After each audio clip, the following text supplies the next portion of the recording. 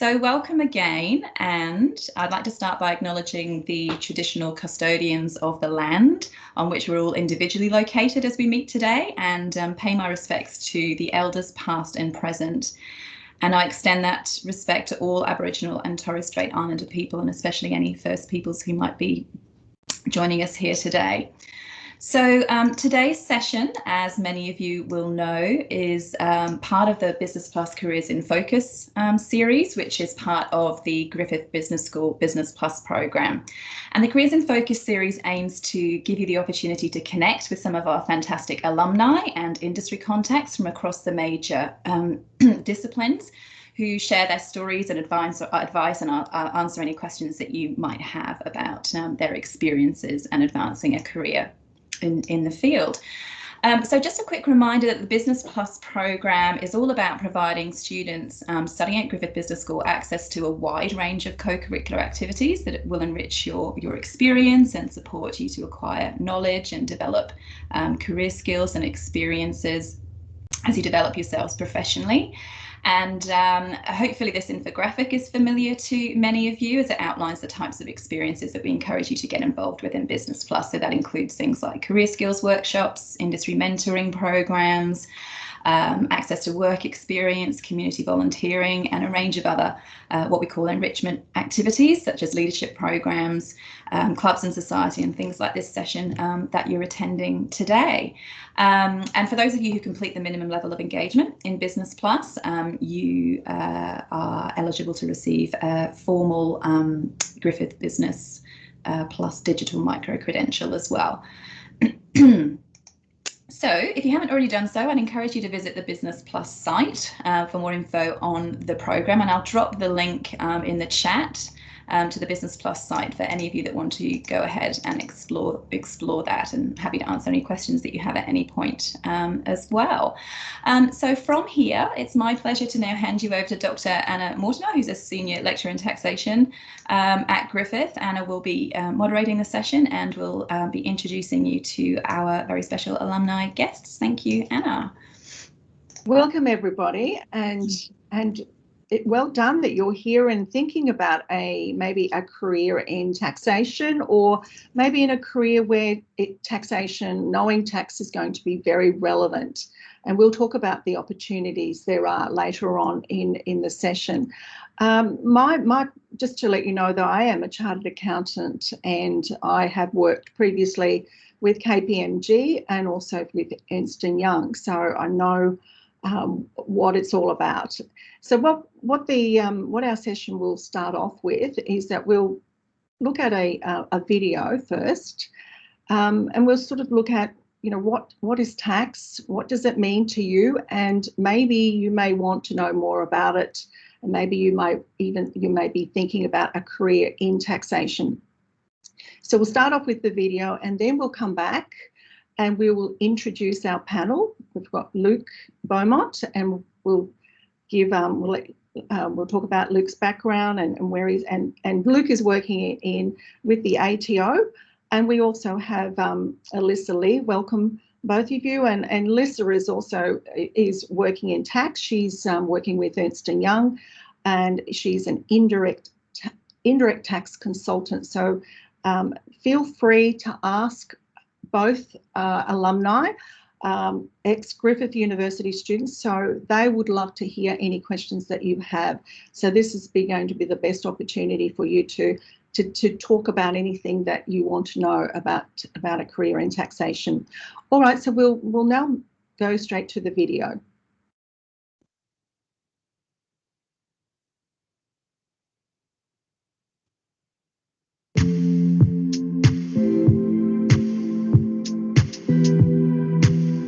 What does starting a business, getting divorced, scoring a pay rise, and dying have in common? It's tax.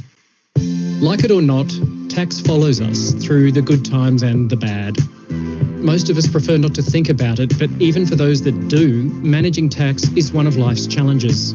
Research shows that most instances of tax non-compliance are because of misunderstandings or errors. So how do individuals and businesses ensure that what they pay or don't pay is fair and correct?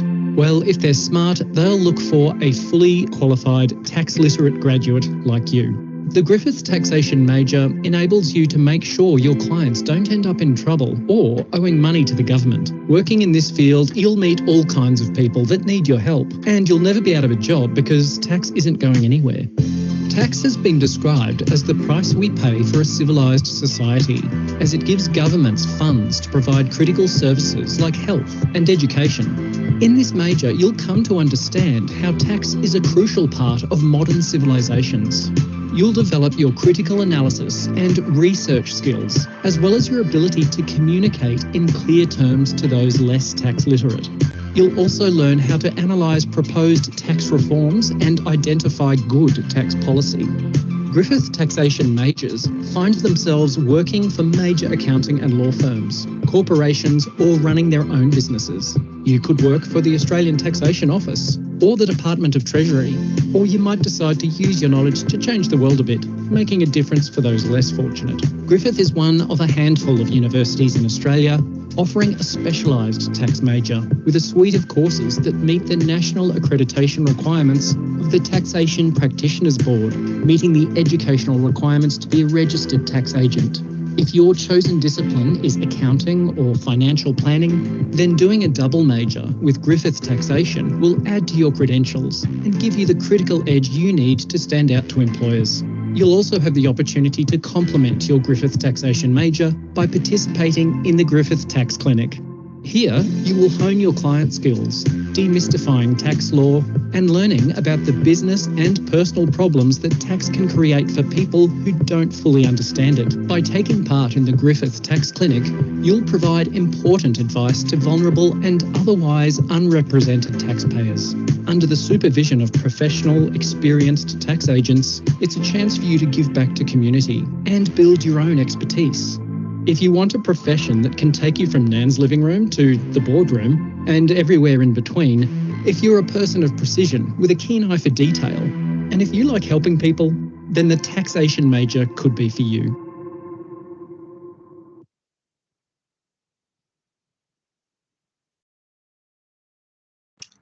Right, that was excellent. So what we will now move on to our panel, and we're going to now hear from our panel about their background and also their work in the area of taxation. And they both are in different fields. So let's start off, and welcome to Luke Beaumont. Now, Luke is a Griffith University graduate, 2020. That's not that long ago, Luke. And a graduate with a dual Bachelor of Management Financial Planning. He's currently employed as a graduate officer with the ATO. And right now he's working in the organisation's now financial crime team. Now, prior to joining the ATO, Luke worked across multiple industries at McDonald's, construction and labour, accounting and tax firms. He's hoping to finish the graduate program before undertaking further study either towards a CPA or a postgraduate qualification. Welcome, Luke. Then we have Alyssa Lee. Now, Alyssa is currently an indirect tax consultant at Ernst & Young, specialising in goods and services tax. She graduated from the Bachelor of Laws in 2019 and Bachelor of Commerce, majoring in accounting and finance. She was admitted as a lawyer in 2020 and has just completed her CA this year. Prior to working at Ernst & Young, Alyssa worked at multiple accounting firms where she found her passion for tax and pursued her goals of becoming a tax lawyer. Welcome, Alyssa. Thank you. Right, so what we're going to do now is we have some questions that we're going to ask our panel. And if there is anything there as we go through each of the questions that you want some more information about, or you've got a specific question, feel free to include your question there in the chat, right? And either myself or Heather will pick up those questions. We'll see those questions and we will ask the panel those questions and get the information that you're looking for. So feel free to ask any questions that you need. Okay, so what we'll start off with our panel and is telling us about a bit about the role that you are in now, particularly in the area of taxation. So Luke, can you start that off for us? Right, I'm just having a bit of trouble trying to get the light right with this camera. So I'm working currently for the Australian Taxation Office in a rotation in financial crime. So this is really where the ATO prioritises going after taxpayers who are deliberately doing the wrong thing, and they go after them with the full force of law and legislation. So what we mainly do is we'll find a taxpayer through various means where there's a discrepancy between the way that they live and their income declared. Generally talking, these are people who are declaring interest of $500 and they live in an $8 million house. Mm-hmm. So it's a bit that's a red flag. So we go through and use various methods to go, okay, where's the tax risk here? Have they got any additional income? Where is this income? Is it offshore? Is it in different structures? And after that, we've identified all those risks. We then start probing different entities. So we go and ask the UK banks, we ask the Australian banks for bank account details or more information. We use the double tax agreements to source information, particularly from tax haven jurisdictions. So Ireland, Samoa, the British Virgin Islands, Cayman Islands, those sorts of tax havens which have a very low tax rate and a very low barrier of entry. So we go there, we source that information, and then we present it to court. Generally, these sorts of people aren't willing to do a voluntary disclosure of income. So we have to say and present our argument in front of court. And this can carry on for months. The most recent one that got done by our team, and you can Google it, is a guy called Vander Gould. He just got his jail sentence extended because he is in some horrific levels of tax crime, hundreds of millions of dollars. But that's really all that we do. We just identify a risk and then start pursuing it with people who deliberately are avoiding the tax system. So look, there's in doing that, obviously there's forensic accounting, very much forensic accounting, isn't it? Trying to work out or trying to establish what income would be these people, these taxpayers, had earned, or to have supported a lifestyle and being able to pay for the expenses and pay for their lifestyle. So I mean, I know some students have asked about how to get involved in forensic accounting. So that's involved as well in your line of work. Yeah, a lot of what we have various different systems that we use to track a person's assets and all of their money transactions, both domestic and international. But a lot of what we have to do is just that identification of different risks, that presentation, and a lot of that just comes down to tracking down that money. Mm-hmm. Okay, and then the ATO no doubt will issue a default assessment to these people that they have to pay outstanding taxes, or their assets are, no doubt, they have to sell them. Yeah, so with particularly with debt and lodgement, it happens quite a bit. We have a thing called asset betterment, which is if a person's declaring $5 of income and they live in a significantly more expensive house, we will, and we have evidence of money coming in, we'll do something called asset betterment, which is our judgment of what we think your income is. Yeah. And at that point, once that's been issued, that takes a different course of action. So we can do that, or we can, what we like to do primarily is try and get the client to voluntarily disclose. Right. And it's just quicker, makes things easier, and it's ultimately far less penalties on the client themselves. But the people who are earning this sort of money and not engaging deliberately don't often voluntarily disclose. No. So we use asset betterment still is a bit funky, because often it still has to go to court, and then that's a whole different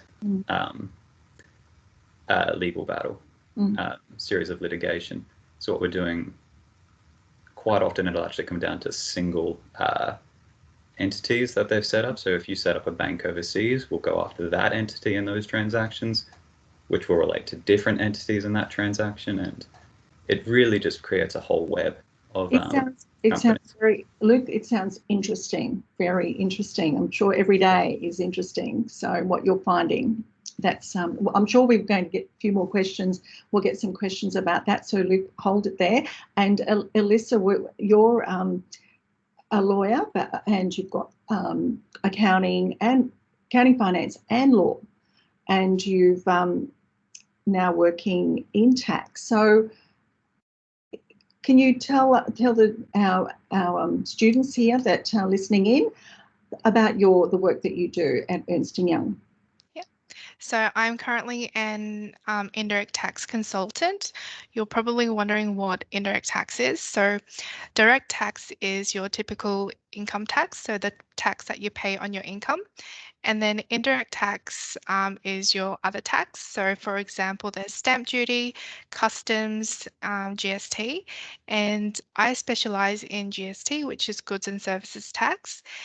You're probably also wondering, why do you specialize in GST if it's just 10%? But it's not that simple. There are various areas of GST. So what I do, we do a variety of different work. We do some compliance work. So that's the business activity statements that we prepare for clients. So when you have a business, you have to pay GST on the supplies that you make, but you can also claim input tax credit on the expenses that you have. So we help clients prepare the business activity statements. Like Luke mentioned earlier, he said voluntary disclosure. So sometimes we have a client that accidentally claimed the wrong GST in their BAS, so their business activity statement. So we help them prepare a voluntary disclosure, which says, back in 2018, we made this error and we want to fix it up. And we help them prepare a letter to the ATO. We also help clients with due diligence, some advisory work, and private binding rulings. So as you probably already know, the tax law is quite complex, and there's no one-for-all answer. So when clients are in a particular circumstance and they look up the law and they're not quite sure, we apply on behalf of the clients what is called a private binding ruling, which is stating the client's circumstances, applying what we think is the law and the correct answer, and then we send that off to the ATO, and then the ATO confirm whether that's correct. Yes, you can apply that law in that circumstance, or no, that's not correct. You can't apply that law. So we help clients with a lot of different things. Okay, thank you, Alyssa. Right, we'll just move on to, sorry, I've got an echo here. With both of you working in tax, now I've got a question is, why did you choose to study taxation? But as part of the, both of you completing an accounting degree, you would have been required, it was compulsory for you to study revenue law. But then the next course wasn't compulsory. Well, I suppose it was for you, Luke, wasn't it, to study taxation planning. So I think we've got, at what stage during the course, or was it after studying the two courses that you then decided to become interested in tax, or did that happen during the course, during your studies, or after your studies? Luke, can we start off with you? Yeah, sure. So in my third year, I did revenue law, and revenue law I thought was the dumbest subject, and I didn't understand it, and I didn't study, and I didn't, the whole works, and I did okay, but not fantastic, and left that feeling completely dissatisfied. Fourth year I did taxation planning, which was a requirement as a part of financial planning.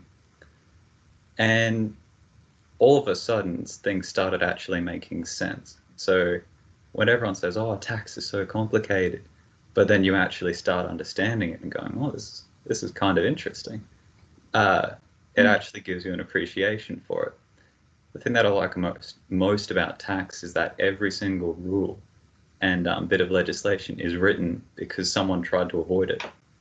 So you pick a random sentence and you'll see that they specifically had to include it because someone tried to use that as an excuse to avoid paying taxes. That's fantastic to me, just that little game between the commissioner and the taxpayers. Mm-hmm. But it was really taxation planning and me beginning to understand it and everything clicking that was like, I can do this. This is good. Is that when Also, you I think became the teacher interested? helps. It was, Luke, was that when you thinking, okay, I want to now work in this area? Is that, or did that come later? No, that was about it. That was a point where I was like, this is more interesting than what I was doing in financial planning, and I can actually see myself doing this far easier than I can with financial planning. It came more naturally than doing the assessment for other subjects at that time. But yeah, taxation planning. And we didn't put you off in saying, you know, quite that section, what area of law? You know, it's nothing about you think, you believe. It's what does the Act say and the application. So that didn't turn you off. No, that helped a lot.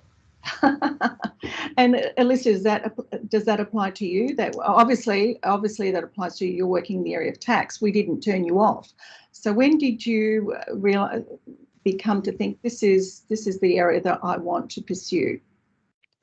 So back when I was studying accounting, to be honest, I wasn't really sure that I wanted to become an accountant. But then I got into third year and I did revenue law. And that course really stood out to me because it was really interesting. It combined what is now my two favorite things, tax and law. And I really enjoyed that subject. And that's when I knew that I wanted to go into tax. Excellent. Oh, well, that's good. That's encouraging for us as academics and course conveners that we're not deterring people taking that path.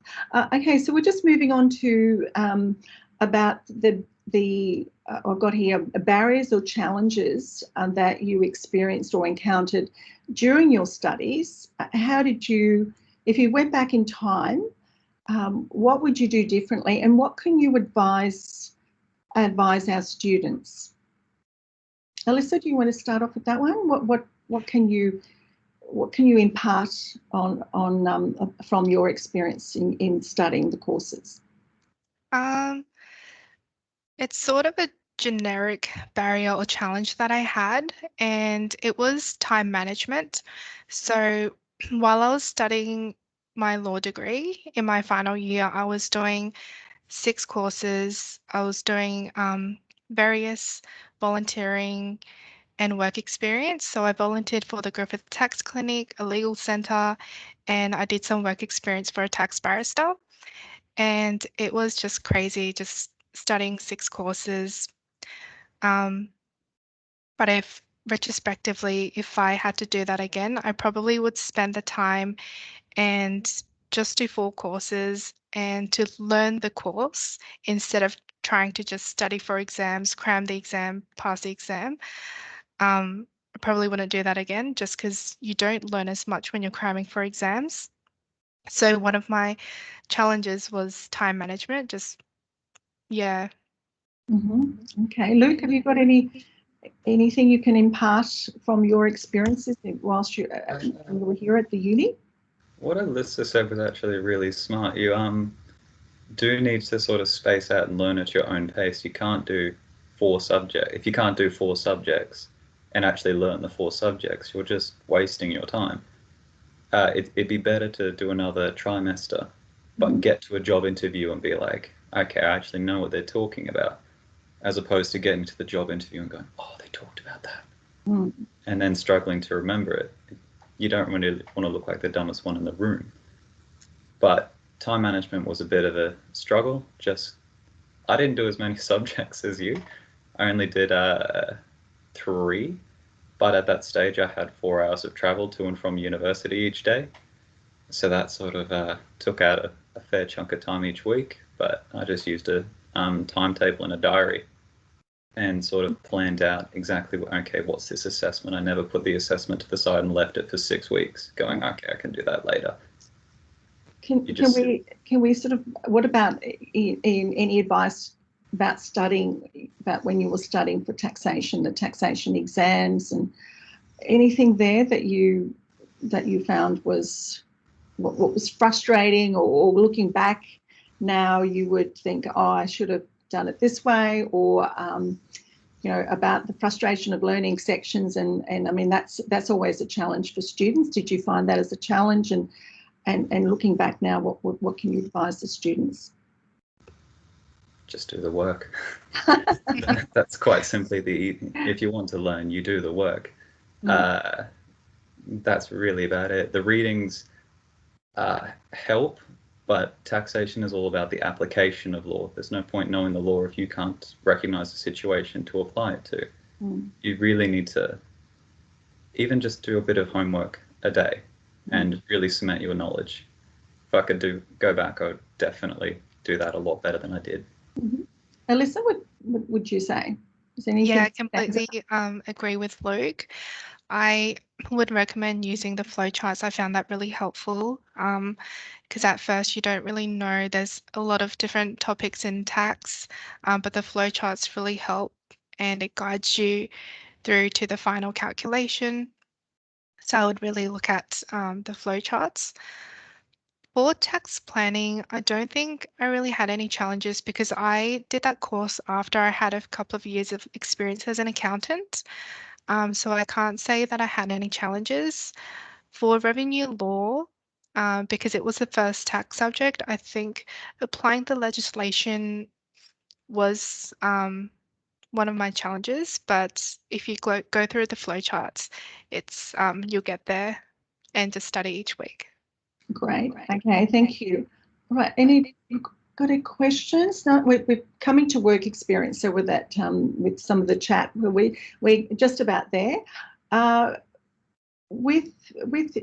we're going into what would you find?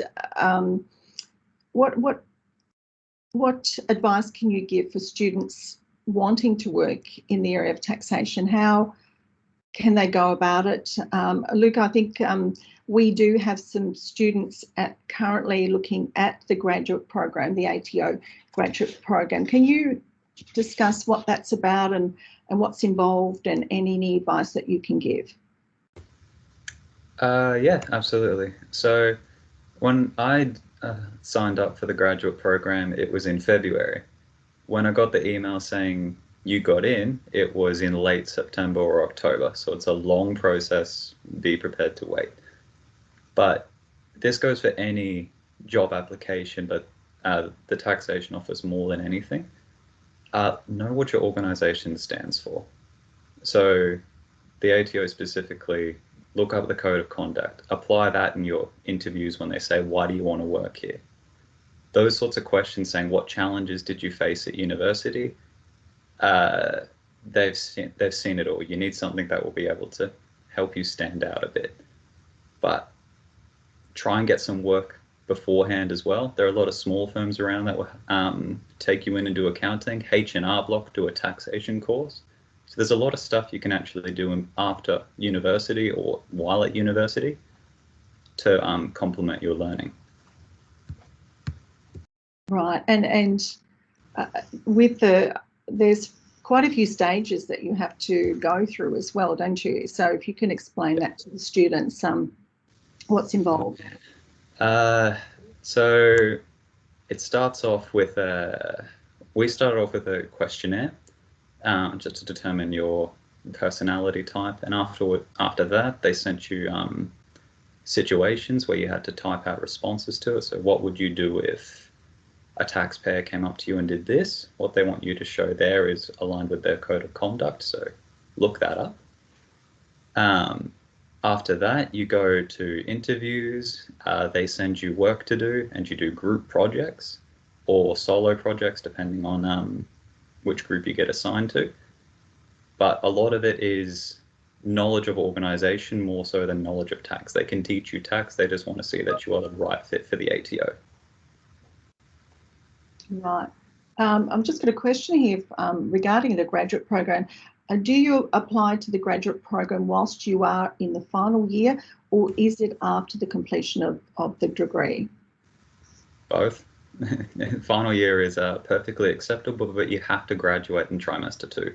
You can't do a trimester 3 and still start in a graduate program, so it's based upon the completion of your course. Mm-hmm. But you can still apply for graduate programs depending on which organization it is for a few years afterwards. The ATO accepts 5 years. I think like Deloitte and all those other big 4 firms, 2 or 3 years after the completion of your degree. But right. no, there are plenty of opportunities out there and they last for a while. Right. Alyssa, can you, regarding getting into the large professional firms, what's involved there? How do I know the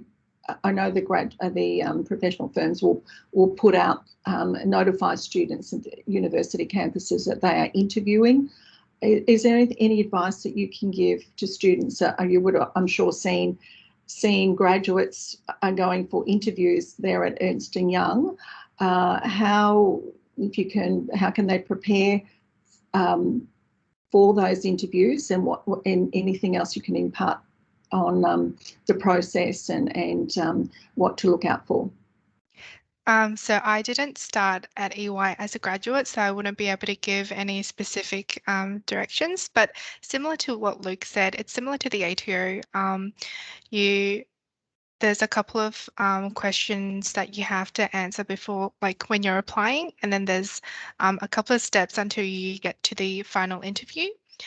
But I would really recommend that you apply for a vacationer, which is maybe doing a month or 2 of work experience during your holidays. That's really important, and a lot of graduates are hired from their pool of vacationers.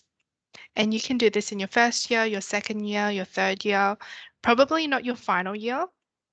You probably want to apply for the grad role, but definitely apply for the vacationer role. And that gives you an insight into working at a Big 4. And it's also good for you as well, because it might not be a good fit for you. So do a month or 2 at a Big 4 firm, and if you don't like it, you can move on to applying to the ATO or other places. Right. Okay. Yeah. Sorry, Heather. Right. I think we've got one of the questions was that for Alyssa here. For Alyssa, it was, I'm currently undertaking a law honours commerce major in accounting and working at a law firm. In the terms of work experience, would you recommend seeking accounting clerkship as opposed to legal ones? In your experience, what form of work was most beneficial for your career progression? Okay, that's a really good question, but it's also a complex question because there's no one-for-all answer. Everyone's different. Everyone has different interests. If you prefer more accounting-based work, then definitely go for an accounting work experience. If you prefer the law, then go to a law firm. But for me, I did a variety of different work experience. So for tax, I volunteered at the Griffith Tax Clinic, which I highly recommend. You get experience in tax with that. I also volunteered, I did some work experience for a tax barrister. So that was where he only did tax cases, and I got to go to court with him and listen to some of the cases. That's where I got tax and legal experience. I also did some work experience at a commercial law firm, and that was just straight law. So for me, I did a variety. I did accounting, tax, and law. So that's definitely up to you. If you have the time, then I would recommend doing all. But I know that it's difficult in these times to get all of that experience. So just find what you're more interested in. Is what I would say. And listen, with just talking about working there at Ernst & Young. Now, I know we've got, we'll have some law students who aren't doing the accounting major and maybe thinking about picking up some tax electives.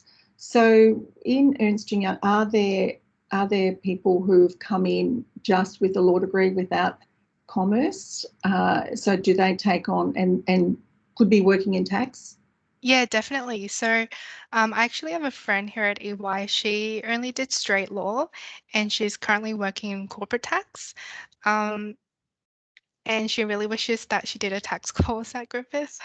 There are a lot of training and learning material at EY that they provide, but it would be really beneficial to have that tax background on top of your law degree.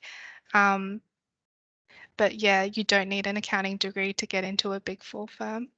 Right. I mean, they can do the tax major, and that would be doing. Yeah, that would be beneficial. Yeah. That would give them the grounding that they need for tax. Okay. And would that be the same, Luke? Are there anyone that you know that have just got a law degree and not the accounting background? Yeah, definitely. So the ATO is a huge organization. There's 25,000 employees, and they take anyone with a degree in accounting, law, IT, all these sorts of different areas, because the ATO isn't just tax. There's a ton of different areas to it. So definitely read up on the graduate programs around, because you'd be surprised at what those firms actually take rather than just stereotyping them to just tax grads. Okay, and I've got a question here where we've got a student doing a Bachelor of Business majoring logistics and supply chain management, and they would love to as well acquire knowledge regarding tax. Would they be able to do that without accounting background? And I think that's what you've just answered. That if it's really getting that law background, isn't it? The accounting, the tax law. Yeah. I said it before, but I would really highly recommend the Griffith Tax Clinic. That gives you the practical skills. Right. And do you feel that both of you working, and obviously there'll be other people that have come in with graduates that have come in, and your Griffith University alumni graduates with having completed the 2 tax courses, do you feel that you are well equipped in your knowledge in tax, that you can handle any of the questions or any of the issues that are thrown at you with do you feel that the course has prepared you both for the work that you do? Yeah, it's given a very good foundation. So when someone mentions something, you can always go, oh, I've heard of that before in revenue law or tax planning, and you can always apply what you've learned there. It does give you a very good foundation. But in practice, you do go deeper in tax, which you don't learn at uni, but that's probably with anything. Yeah, it can only so much. Yeah. Really the methodology of how to go about solving tax problems. So would you agree with that, Luke? Are you feeling you're fairly confident when you came in, or were you a little bit nervous what they were going to give? It gives you the foundation to be able to learn and extrapolate what people are actually talking about when they're talking tax. So it gives you a good idea of, okay, they're talking about this, it means that's in around this area, or I've heard of this before, I know I can dig more into that. Yeah. So you'll never be feeling lost. Right. You might not be like a complete expert at it, but you won't be feeling dumbfounded when people start talking about Part 4A. Yeah, that's great.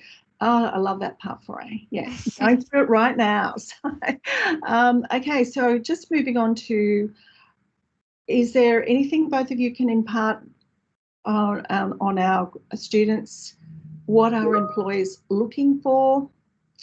And another one is, what soft skills are complementary to taxation? How can you stand out? How can graduates, students nearly finishing their degree, how can they stand out, be noticed and get a job? Do you want to go first, Alyssa? Yeah. Luke, you can start. All right. So a lot of what my program manager wants from us is soft people skills, because we're doing different rotations, and one of them is going to be the call center.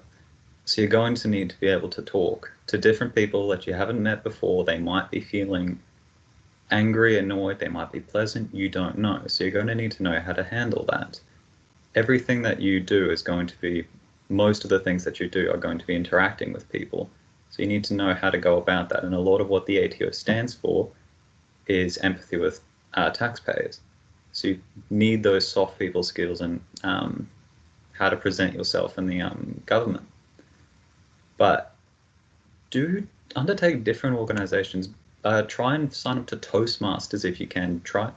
Say you're doing something outside of university, because university is great, but you need to do something else. So whether this is a job or a club or a volunteering, just do something that you can talk about and really sell yourself to your program manager for, because ultimately everyone in there's been to university. That doesn't make you stand out from the other 5,000-6,000 people applying for this job. Mm-hmm. Alyssa, can you, what do students, what do they need regarding what are the employers, what do you find that employers are looking for, and any soft skills? You agree that soft skills are obviously very important. Yeah, I agree with what Luke said, but adding on top of that, you definitely need verbal and written communication skills. So tax law is hard itself, but trying to explain it to clients in plain language is also another skill that you need. So verbal communication, written communication, also problem solving, and also time management.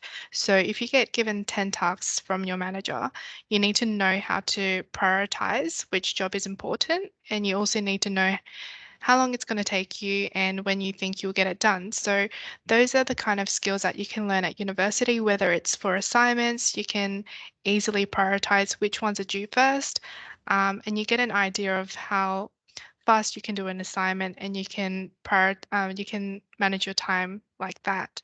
So employers are looking for these kind of skills, and if you can show that you have work experience and which shows that you've applied these skills, then I think you would stand out. Thank you. So, Lisa, I think we've asked you all the questions. Sorry for the interrogation, but anything else that you can add that we haven't asked?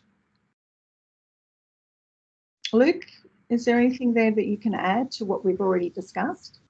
I'm just trying to think. All right. I wouldn't really say so. It's been a pretty comprehensive, really introduction to the world of tax after university. But yeah, a lot of it is just learn how to study tax more than actually going in depth over the content. You need to learn how to, the techniques to be able to study further, because the ATO is very demanding with their education. You have lots to learn, and you need to learn it quick. But so would you not need to know the Tax Act well? Depends where you work. So a lot of the workers in ATO finance, maybe they would need to know it less so than if you're working in debt and lodgement, but you need to know a basic coverage and a basic level of information that they will introduce to you, but you need to know it. And if you know it at university, you won't fall behind. And the good thing about, I'm sure a lot of students don't think about working for the ATO, but the good thing about the ATO, this, as you was mentioning, you're on a rotation, is that right? Which is good, because then that allows you to see what the areas are in the ATO. Is right? How long will the rotation take? So different graduate programs have different rotations. The ATO's is 12 months. So you do 4 months of one rotation, 2 months of the call center, and then 6 months of the second rotation. And it just works out that way because of the mid-year end of tax financial year. But yeah, the ATO, you really need to take a step forward and say, okay, I want to work in this area. You need to look up the organizational charts and put yourself forward to your program manager and say, I wanted to study superannuation. Can you please put me in this rotation? You can't just sit back and then complain when they don't put you in your preferred area. Mm-hmm. Right. So a lot of it is about initiative. So there are plenty of opportunities there with the ATO. Oh yeah, 100%. The ATO is full of it. If you put your hand up, they will have a use for you. So it's a great it's a great place to launch your career, and if you come out, imagine having that background and that experience will be impressive. Yeah, 100%. It's a very good organisation, and they expect a lot, but if you deliver, they will treat you right. Right. And Alyssa, you're in indirect tax. Is that just an area that you're in at the moment? Are you on a rotation? No, I'm not on a rotation. I'm in indirect tax, but it's very easy to move to a different subservice line if you don't like the area that you're working in, and you can apply for an internal transfer. So you're not stuck in one job forever, but I quite like indirect tax, so I'm staying here. Right, okay.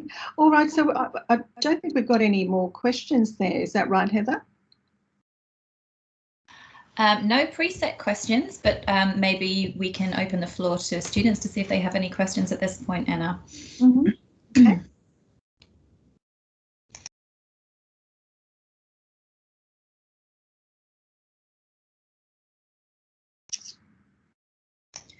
And you're welcome to either type your question in the chat, as Ruth is doing at the moment, or if you'd like to put your hand up and turn your camera and mic on, you're very welcome to join the discussion that way as well. Mm-hmm.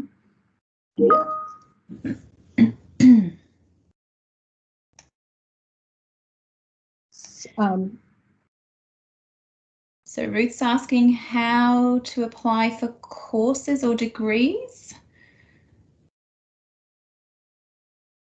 Ruth, your inquiry is about how to actually enrol in a tax course? For tax managers, we've got that coming up. Yeah. Okay, yeah, we've got some information coming up in a few minutes about the different courses, the different tax courses on offer, so we'll cover that in a moment. Yeah, I think Ruth was doing the major in logistics and supply, so she's not in an accounting background. Okay, well, we've got that coming, Ruth, and we've just got one more student typing up a question as well. Oh, okay, well, Nicholas is thanking the speakers and GBS for another great presentation. So excellent, thank you, Nicholas.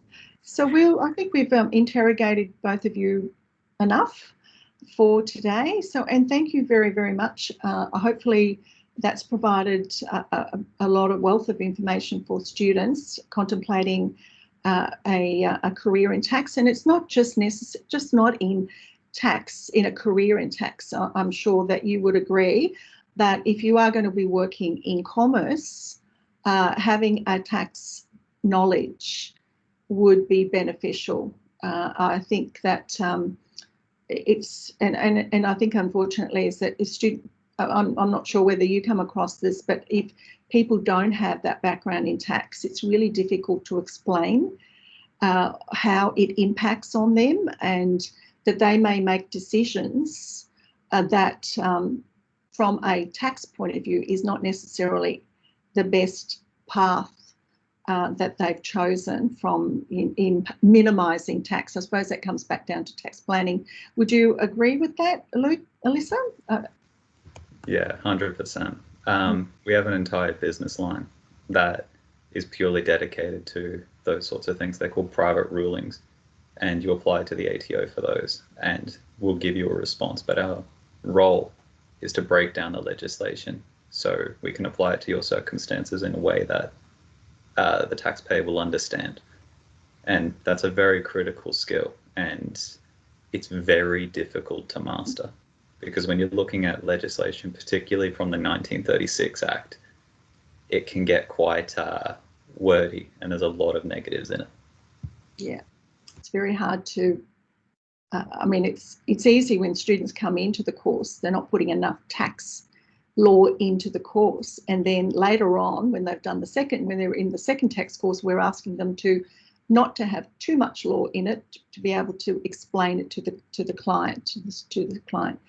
Okay, so I think we'll finish off there. Thank you very, very much for Luke and for Alyssa giving us their time today from their work, and so we'll I'm sure what we'll do now is have a look at what's involved. I don't think the tax major was available for Luke and Alyssa. Was that right?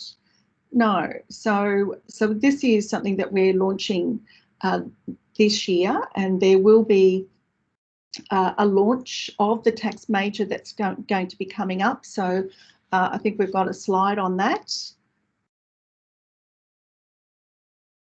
All right, and so with the major, this is a tax major now that we're offering. It's the first time that it's being added to the business degree. So it wasn't on offer when Luke and Alyssa did their degree. So it's now a tax major, and this is giving you the edge when applying for jobs and giving you more career opportunities, just like what for Luke and Alyssa. So. And as we mentioned before, that Luke is in the ATO and Alyssa is with the professional firms, but a tax major is also beneficial for other areas as well. So just not to think that this is the only looking at Luke and Alyssa, this is those ATO you've got listed there and working for the professional firms as a tax consultant, as Alyssa is. But other areas as well. You know, if you are entrepreneurial and you're going to be running your own business, then obviously tax is going to be a major factor and a consideration in the running of your business from a tax point of view. ATO, ASIC, all of these areas that are listed here, it is beneficial to have a tax background, and the tax major will give you that tax knowledge that you need, and you'll have an appreciation on the importance of tax in the area of work that you may be involved in, and some of them are obviously listed here: treasury, the advisory, actuarial, definitely lawyers, commercial lawyers, barrister, tax agents, obviously working in the government. Auditors, financial planners have to do the first tax course, a business analyst, finance officer, compliance, and even people wanting to work the area of finance as well.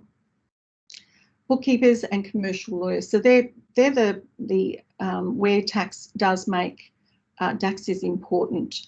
Okay, so I think that we'll move on to to finish up, we've just to let students know what subjects. I think we've got the subjects, what's involved in the tax major, what courses. There are 6 courses that you have to do.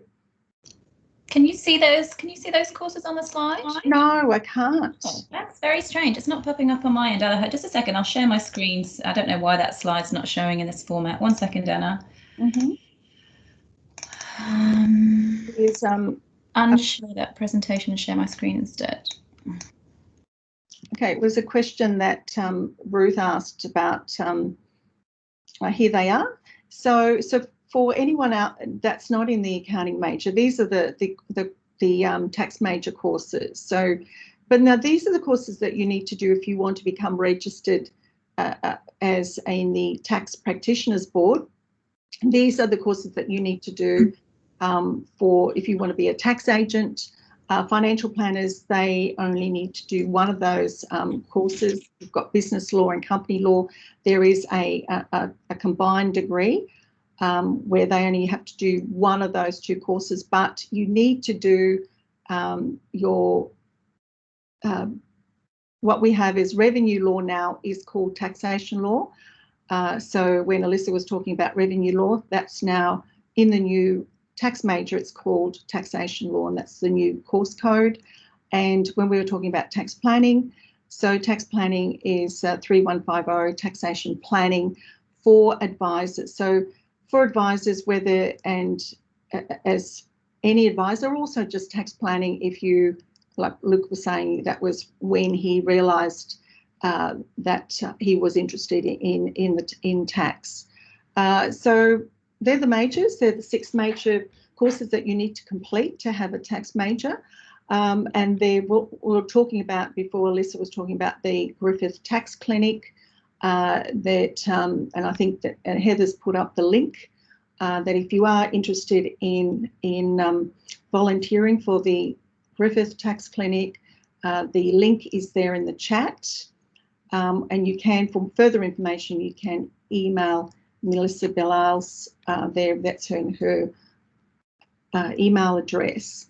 So that's the major. And one last thing before we finish off, and just in case you want to hear more about the tax major, on Friday the 9th of July, if you are in Brisbane, if you're near the Ship-In, South Bank, we're launching the tax major. So the launch of the tax major will happen on the 9th of July at 5:30. So